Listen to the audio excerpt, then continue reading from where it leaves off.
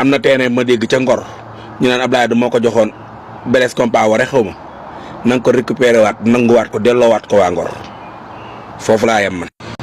asalaamaaleykum gars yi avocat Sonko la maa leen nuyu di leen ziar di leen ñaanal jàmm te di ko ñaanal sama bopp gars yi tey président Diomaye dafa demoon Mbourkat def fa descente sans mu yëglu quoi sans prévenir mu jékki-jékki rek bett leen mu ñëw xool situation ya fa ne affaire foncière maanaam suuf ndax Mbourkat kon ne dégg na coow yu bëri ya fa amoon sama xol baa ngi sedd xam nga ma sedd sama xol bi mooy affaire boobu noonu man dama cee soor noonu quoi affaire suuf gars yi niñ jëlee woon suuf yi caxat-caxatee ko séddoo ko te dafa mel ne nguuru président Diomaye gi dañoo jox priorité wàllum litige foncier sàccum suuf meeg ñoom seen yooyu daa mel ne dañ koo jox priorité daal moo tax fi ñu toll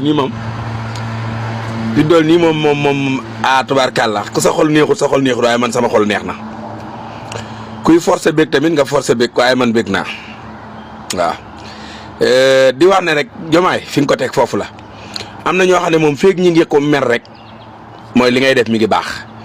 am na ñoo xam ne buñ kontaanee ci li ngay def rek ça veut dire que ne nekkoo ci yoon bu baax déggin la laaj am na ñoo xam ne si buñ kontaanee ci yow rek li ngay def baaxut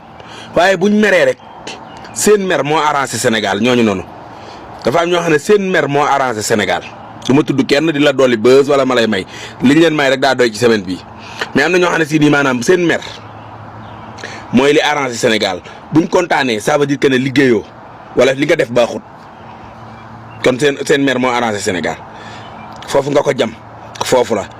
wàccal ci dëkk-dëkkaan yi ndawaan yi nee nga leer ak fépp suuf fu ko baykat amoon ñu nangu ko jox ko borom doole nanguwaat ko ba mu jekk nga delloo ko seeni borom mu jeex. am na terrain ma dégg ca Ngor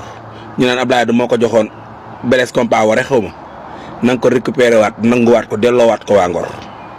foofu laa yem man.